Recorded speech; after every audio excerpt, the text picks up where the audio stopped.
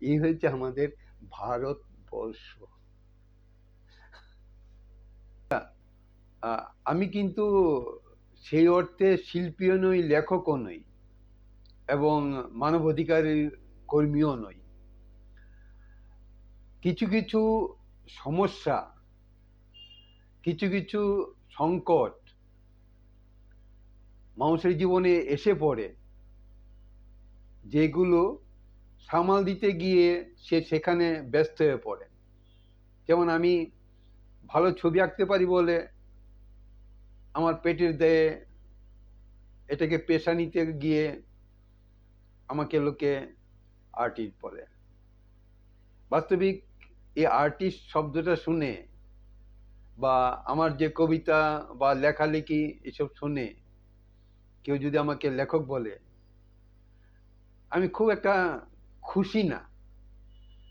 কেননা আমি জানি যে এত কবি, শিল্পী, নাট্যকার, সাংস্কৃতিক মানুষ আছে, সেখানে আমার মতো একটা মানুষ আরেকটুখানি যোগ করে সেটাকে ডাস্টবিন বানিয়ে ফেলবে।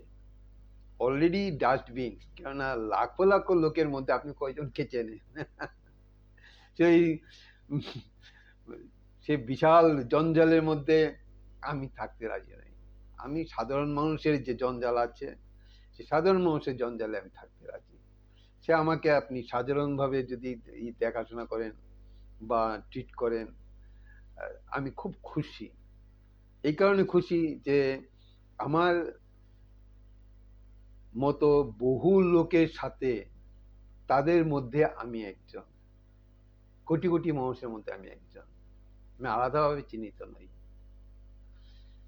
যেটা করি সেটা বেঁচে থাকার দায়ে, পেটের দায়ে, বিবেকের দায়ে করি।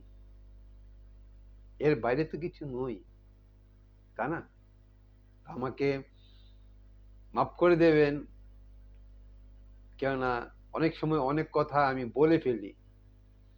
বলি কারু কারুর উপকারের জন্য, কারু কারুর সতর্ক থাকার জন্য, কারু কারুর কিছু অভিজ্ঞতা পাওয়ার জন্য। অনেকের ঈর্ষাও হয়, অনেকে আমাকে থামাতেও চান। তো বাস্তবিক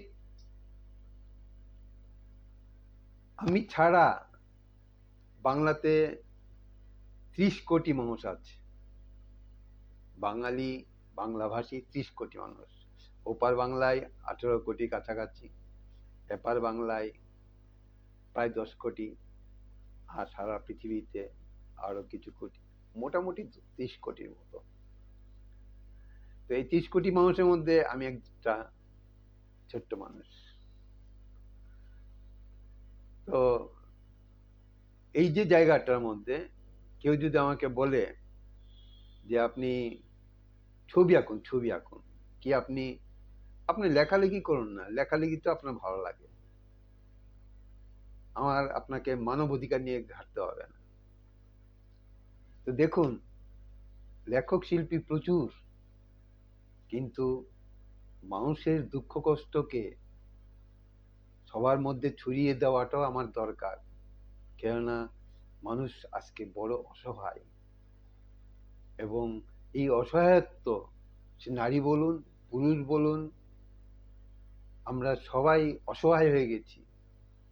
কারণ আমাদের সমাজের মধ্যে যে জটিলতা দেখা দিয়েছে, সেই জটিলতার মধ্যে যে আমাদের আইন নির্মাতারা এমন আইন তৈরি করে রেখেছেন, এবং যারা সংবিধান রচনা করেছেন, তারা সবাই পরিপূর্ণ তো ছিলেন না। এবং আমি তো মনে করি একদম, আমি কেন মনে করব, এরকম প্রচুর আপনাকে বলতে পারি, প্রচুর পণ্ডিত মানুষরা যারা এসব নিয়ে ডিল করেন, তারা জানেন যে ভারতবর্ষের সংবিধান ঠিক নেই, ভারতবর্ষের আইপিসি ঠিক নেই, ন্যায় সংহিতা এইসবগুলো ঠিক নেই। এবং আমাদের আগামী 500 বছরের মধ্যেও আমার মনে হয় না ভারতীয় হিন্দুরা কিছু করতে পারবে পশ্চিমের মতো মানুষকে সমানভাবে দেখার, সমানভাবে সুযোগ দেওয়ার, সমানভাবে ট্রিট করার। আমাদের ভারতবর্ষকে বলে কি ডেভেলপিং কান্ট্রি। আদৌ ডেভেলপ হচ্ছে? আদৌ ডেভেলপ হচ্ছে না। আমরা পশ্চিমকে নকল করি এবং পশ্চিমে যত আবর্জনা আছে সেই সব আবর্জনাগুলো এই নীতি এগুলো নকল করি। মেয়েরা দেখবেন কাপড় খুলে দিচ্ছে আর ছেলেরা দেখবেন আমাদের এই হিন্দি সিনেমাগুলো তো মূলত বলিউড, হলিউডের সিনেমাদের মধ্যে আপনার অন্য কিছু থাকে, বিজ্ঞান থাকে, আবিষ্কার থাকে, নানান রকম অ্যাডভেঞ্চার থাকে, সব অন্যরকম, মানে লেচারগিরি ছাড়া।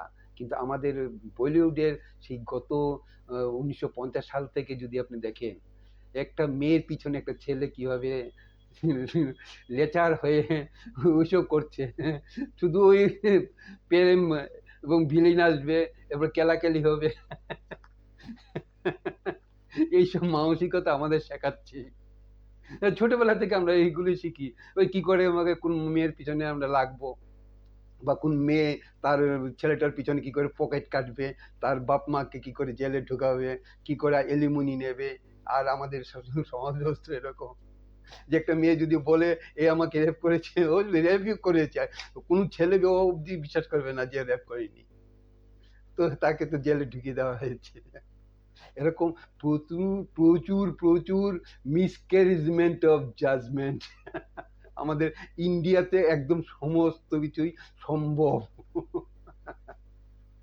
কি বলবো বলুন, এই জগদ্দল পাহাড় তৈরি হয়েছে, আগামী 500 বছর হয় কিনা দেখুন না। অনেক কথা বলে ফেললাম।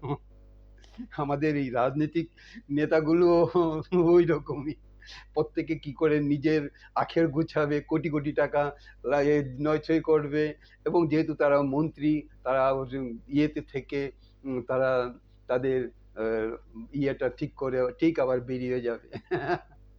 মাঝখান থেকে এই সাধারণ মানুষ তার ট্যাক্স দিয়ে মরছে এবং সে নিজে কোনো রকম সুরাহা পাচ্ছে না, যে রাষ্ট্রের কাছে কোনো কিছু পাচ্ছে না।